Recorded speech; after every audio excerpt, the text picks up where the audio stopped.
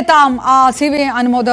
ഇപ്പോൾ ഷാഫി ചാലിയം മുസ്ലിം ലീഗ് നേതാവ് നമുക്കൊപ്പം ചേരുന്നു. ശ്രീ ഷാഫി ചാലിയം, UDF-നെ സംബന്ധിച്ചിടത്തോളം നിലമ്പൂരിൽ ഏറെ പ്രതീക്ഷ അർപ്പിക്കുന്ന ഒരു സീറ്റ് 24 മണിക്കൂറിൽ സ്ഥാനാർത്ഥി പ്രഖ്യാപനം എന്ന് പറയുന്നു. അത് നീണ്ടു പോകുന്നു. പലതരത്തിലുള്ള റിപ്പോർട്ടുകൾ വരുന്നു.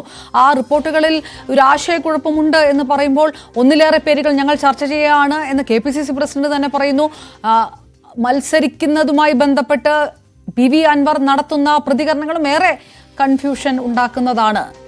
എന്താണ് UDF-ന് സംഭവിക്കുന്നത്? നിലമ്പൂരിൽ അങ്ങനെ പ്രതീക്ഷിക്കാത്തൊരു ആശയക്കുഴപ്പത്തിലേക്ക് മുന്നണി കടക്കുകയാണോ? ഇല്ല, ഇതെന്താണ് ഈ ചോദ്യം നിങ്ങൾ ഇങ്ങോട്ടേക്ക് ചോദിക്കുന്നത്?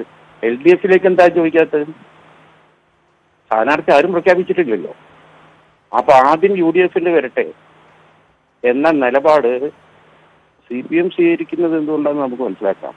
നിങ്ങളെ മാധ്യമങ്ങൾ സൈക്കിൾ എടുത്ത് UDF-ന്റെ പിറകിൽ മാത്രം എന്തിനാ കൂടുന്നു? ഇന്നലെയാണ് പ്രഖ്യാപിച്ചത്. ഇന്ന് തന്നെ ആലോചന നടത്തി കോൺഗ്രസ് ലീഡർഷിപ്പ് അവരുടെ പേര് ഹൈക്കമാൻഡിന് കൊടുക്കും. നാളെ ആകുമോ പ്രഖ്യാപനം ചോദിച്ചപ്പോൾ ബഹുമാനപ്പെട്ട KPCC പ്രസിഡന്റ് എന്താ പറഞ്ഞത്? നാളെ ആകണമെന്നില്ല, ചിലപ്പോൾ ഇന്ന് തന്നെ ആവും എന്ന് പറയും. ഇതിൽ അപ്പുറം എന്ത് വേഗതയാണ് ഇനി കൂട്ടേണ്ടത്? ആ പാളയത്തിലേക്ക് പോകും. അവരാരും വിളിക്കും, സഖാക്കൾ വിളിക്കും. അല്ല, ശ്രീ ഷാഫി ചാലിയം, 24 മണിക്കൂറിനുള്ളിൽ പ്രഖ്യാപനം ഉണ്ടാകും. CPM-നെ സംബന്ധിച്ചിടത്തോളം ഒരാഴ്ച എന്നൊക്കെയാണ് പറയുന്നത്. ഈ പെട്ടെന്ന് ഞങ്ങളുടെ കയ്യിൽ സ്ഥാനാർത്ഥി ഉണ്ട് അല്ലെങ്കിൽ ഞങ്ങൾ റെഡിയാണ് എന്നല്ല ഇടതുപക്ഷം പറയുന്നത്. BJP മറ്റൊരു നിലപാട് എടുത്തിട്ടുണ്ട്. 24 മണിക്കൂറിൽ പ്രഖ്യാപനം ഉണ്ടാകുമെന്ന് പറഞ്ഞത് UDF ആണ്. 24 മണിക്കൂറിനുള്ളിൽ പ്രഖ്യാപനം ഉണ്ടാകുമെന്ന് പറഞ്ഞത് ആരാ?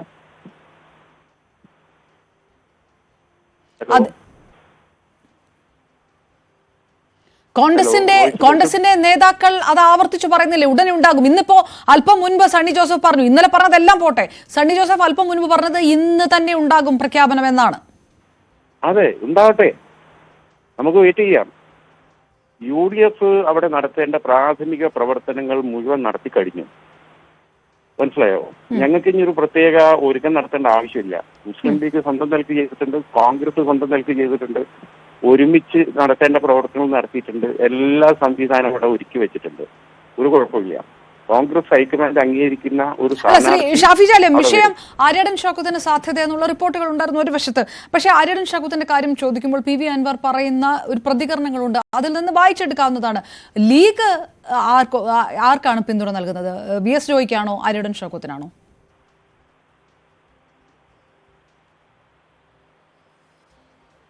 ശ്രീ ഷാഫി ചാലിയം,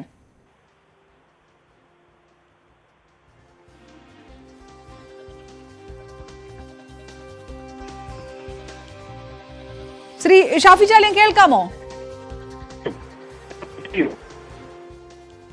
റേഞ്ച് വിഷയമുണ്ടെന്ന് തോന്നുന്നു. ശ്രീ ഷാഫി ചാലിയം കേൾക്കാമെങ്കിൽ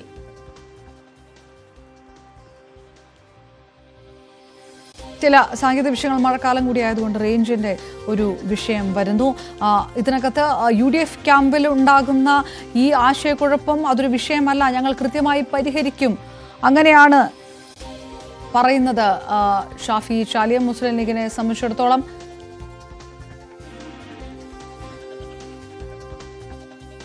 ശ്രീ ഷാഫി ചാലിയം കേൾക്കാമോ?